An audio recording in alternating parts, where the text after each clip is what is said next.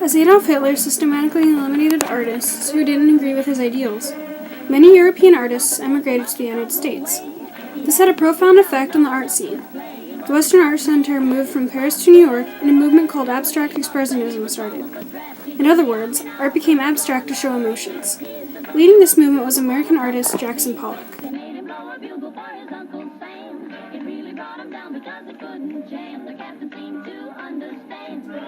Other notable artists are Pollock's wife, Lee Krasner, American painters Mark Rothko, Ada Reinhardt, Robert Motherwell, Franz Klein,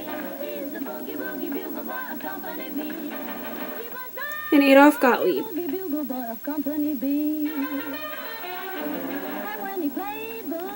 Dutchman Willem de Kooning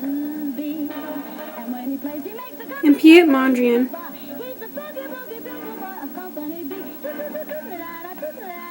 and Armenian Arshil Gorky also rose to fame during this time period. Andrew Wyeth grew in popularity, though he didn't fit into any one movement.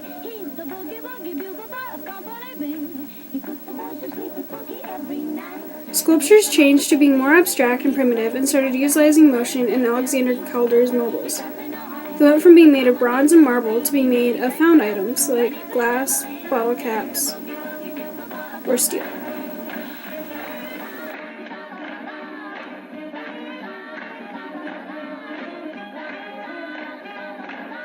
In architecture, non-essentials were removed and simplicity became key. In WWII's Van der Rohe's glass house, practicality was even ignored.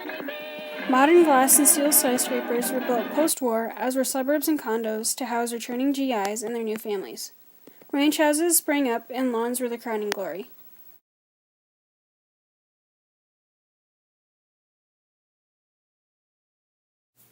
At the beginning of the 1940s, big bands dominated pop music.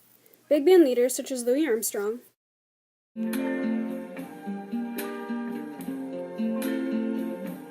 I see trees of green, red roses too.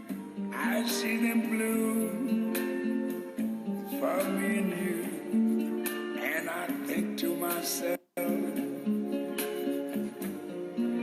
what a wonderful world. Count Basie,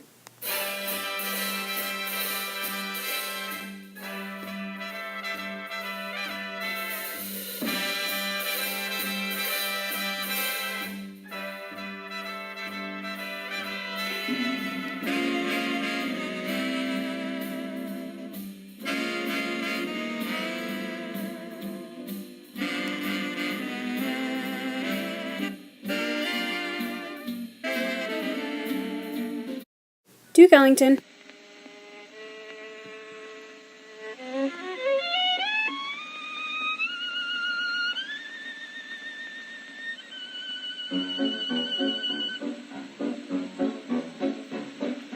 Don't mean a thing if you ain't got that swing.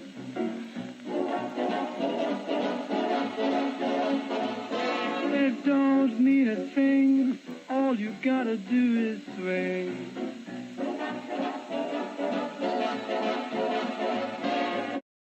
and Glenn Miller.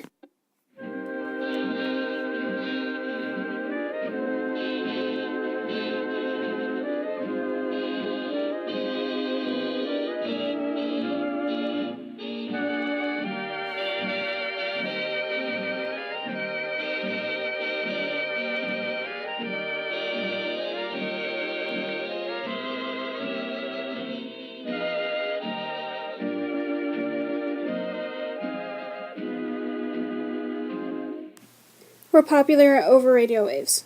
Solo acts Bing Crosby, Frank Sinatra, Billie Holiday, and Ella Fitzgerald stuck out on their own. Bebop and R&B both made their debut during World War II times.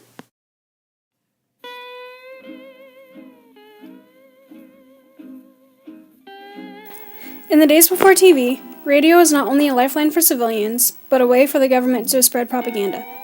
Families could be found gathered around the radio in the evenings waiting for their favorite programs, be it soap operas, quiz shows, kids' hour, mysteries, fine dramas, or sports. Kate Smith and Andrew Godfrey were the big radio personalities of the day. Books also made a big stride as new, cheaper paperback was now available. Sales rose from 1 million to 12 million.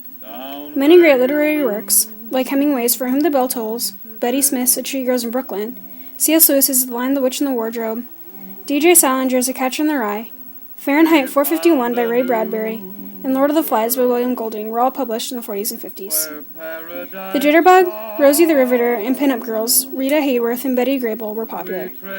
With working mothers and the invention of the modern refrigerator, TV dinners made an appearance as well as Tupperware, aluminum foil, diners, and the Slinky. 17 magazine was published in 1944, and teenagers began to get jobs. Women even founded a new look with new feminine dresses with tight waists, slacks, high heels, and makeup. Flowers were in her hair. The 1940s were a heyday for movies. They were declared essential for morale and propaganda. Movie plots had narrow, predictable morals, and the Germans and Japanese were depicted as one-dimensional villains.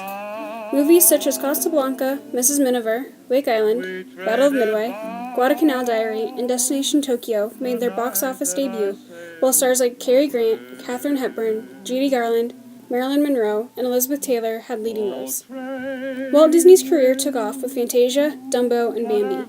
His studio even produced government cartoons, Donald Gets Drafted, and Der Fuhrer's Face. Theater turned abstract, and musical theater was born with classics like Oklahoma, Carousel, and Annie Get Your Gun.